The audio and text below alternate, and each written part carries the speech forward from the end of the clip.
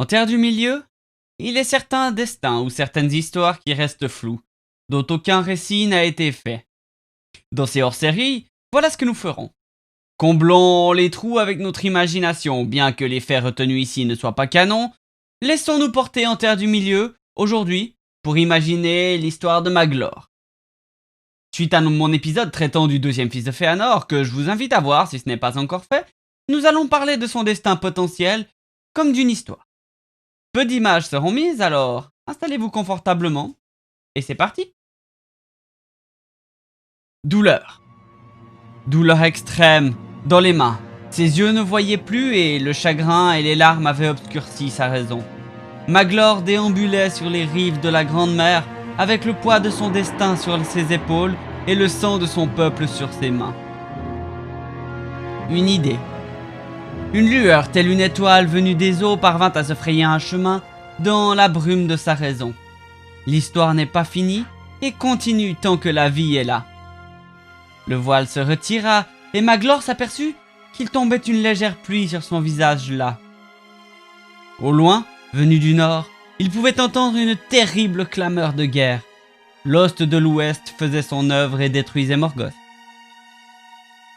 Alors, la résolution se fit dans le cœur du Noldo, et il regarda l'est et le soleil qui se levait. Son destin se cachait par-delà les Ered Luin, les montagnes bleues, il en était certain.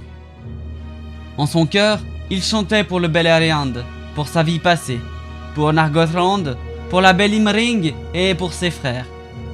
Alors doucement, il se mit à fredonner tout en marchant vers le levant. Le monde était coloré. À l'ouest, les Noldor riaient. Déjà pourtant, les ténèbres se préparaient et le destin allait frapper. Ô Fëanor mon père, si jamais ne fût ta main, les Silmarils ne seraient qu'en la terre, et notre maison serait heureuse au matin. Ces joyaux de beauté ont amené la mort sur ta lignée, ainsi Maedhros est tombé et tous mes frères terrassés. La terre du milieu entièrement balayée par un serment funeste, des mots prononcés qui annonçaient un destin encore plus funeste. Je suis alors le dernier à subsister, le dernier enfant de la maison de Finwë. À l'est se trouve mon destin, par-delà les montagnes et les ravins. Il y en avait beaucoup plus long, mais il ne pouvait se le rappeler. La fumée se voyait de loin alors qu'il approchait d'Amon Ereb. Il savait que certains de ses frères avaient vécu ici quelque temps avant la fin, mais Maglor ne s'arrêta pas. Bien que l'étendard de la maison de Fëanor se consumait doucement sur un rempart faisant face à l'est, sa ancienne vie était en train de disparaître avec lui. De l'eau, un fleuve. Sans doute le Galion, se dit Maglor, alors que le fleuve lavait ses derniers restes de torpeur de son cœur et de son corps. La terre grondait et tremblait sous ses pieds. Le temps pressait. Il remonta alors le fleuve et compta les rivières plus modestes qui se jetaient à l'intérieur. Le Thalos et l'Ascar. Sa première idée était de remonter jusqu'au mont Rerir et au lac Helevorn, mais le passage des montagnes devenait pressant. Il s'enfonça alors dans les bois pour suivre l'Ascar, qui devait le mener aux portes des royaumes nains de Nogrod et de Belegost. Nul oiseau ne chantait et nul vent ne soufflait entre les branches. Le temps semblait retenir son souffle, comme avant une grande plongée. La solitude pesait sur le cœur de Maglor, alors qu'il avançait inlassablement vers les montagnes. Les nains, se dit-il, devraient me réserver un accueil assez mitigé, même si je leur révèle mon lien avec leur ami de toujours, Caranthir. Encore un soir tombait, alors que Maglor marchait encore, se nourrissant de tout ce qu'il pouvait trouver. La dignité des Noldor était bafouée, qu'il se disait. Il était sale, et ses atours autrefois beaux étaient à présent souillés et aussi piteux que des haillons. Il ne me reste que ma langue et mes manières pour attester de mon rang et de ma maison, se dit-il alors qu'il reposait sous un sapin, épais pour se garder des caprices du temps. Un chemin de montagne se déroulait, et les pieds las de Maglor le suivaient avec peine. Un cri retentit dans les montagnes, et une langue étrange qu'il ne comprenait pas lui parvint aux oreilles. Il fallut quelques secondes à Maglor pour comprendre que l'on s'adressait à lui. Il leva la tête et répondit aux montagnes. « Venez me voir, ami, car je suis Maglor de la maison de Finwë, frère de votre ami Caranthir et dernier représentant de mon peuple. » L'écho se prolongea quelque temps et mourut avant que quoi que ce soit ne se produise. Puis, d'une porte que l'on pouvait même pas deviner dans la montagne, des nains sortirent, tout en armes, haches et piques, boucliers et épaisse armure de fer noir. « Votre nom est synonyme de traîtrise, ô fils de Fëanor, » dit l'un des nains. « Mais il est parvenu à nos oreilles que votre temps était fini et que le royaume de Doriath était tombé. Nous ne portions pas à cet endroit un amour véritable, nous le haïssons même. Je veux toutefois rien savoir de plus à son propos, la nouvelle de sa chute me suffit. Mais nous vous conduirons par les montagnes pour atteindre l'Eriador, si tel est votre souhait. Ainsi l'ombre de votre famille ne restera que très peu de temps dans nos montagnes. » Les nains étaient des compagnons certes bruyants et bourrus, mais ils avaient au moins la possibilité d'échanger un peu avec Maglor, alors qu'il voyageait vers l'Eriador et d'égayer sa solitude. Maglor put leur montrer ses mains bandées qui lui procuraient encore une douleur énorme. Il ne leur parla toutefois pas du Silmaril. Alors, les montagnes s'ouvrirent et Maglor put voir un paysage qu'il ne connaissait pas. Des contrées d'herbes vertes et de collines se succédaient à l'infini. Une forêt était visible au loin. Le désir lui vint de l'explorer. Il se tourna vers les quelques nains qui le regardaient et s'apprêta à leur dire adieu. Mais l'un d'eux se porta en avant et lui tendit un paquet de tissus longs et lourds.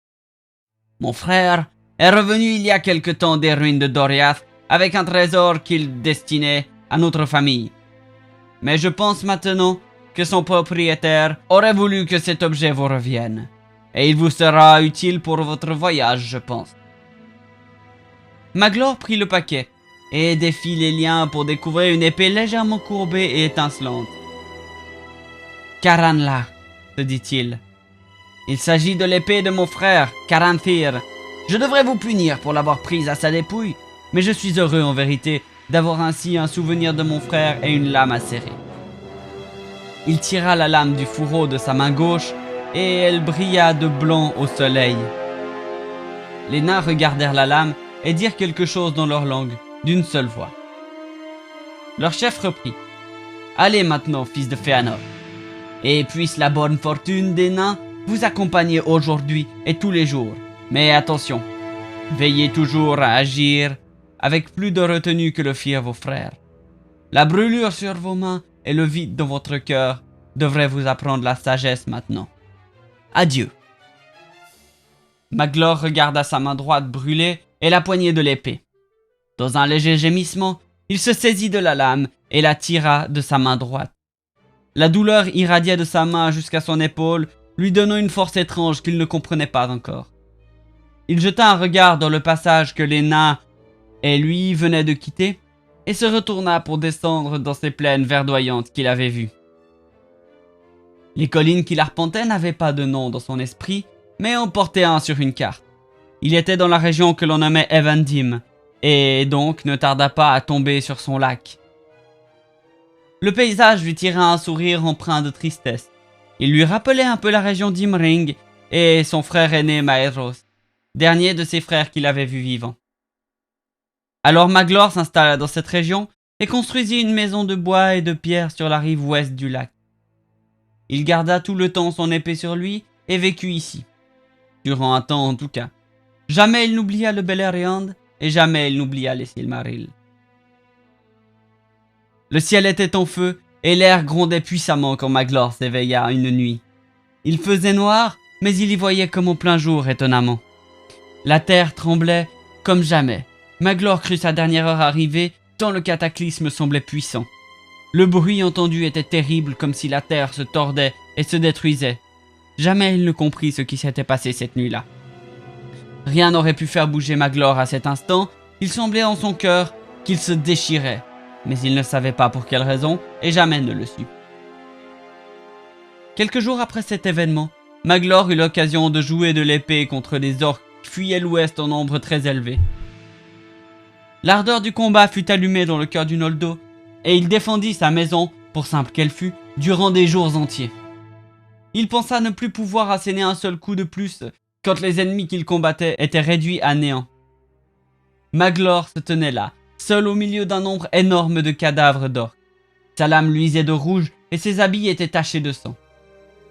Maglor se rendit compte alors que sa maison était entière et il se rendit à l'intérieur, saisissant sa harpe qu'il avait lui-même conçue et joua. Ces derniers temps, les nains venaient le voir pour lui donner quelques menus objets. Maglor avait alors pu se confectionner une harpe et diverses autres choses. Maglor joua et joua encore, jusqu'à ce que toute l'adrénaline du combat et la tristesse de sa condition fussent parties dans la musique.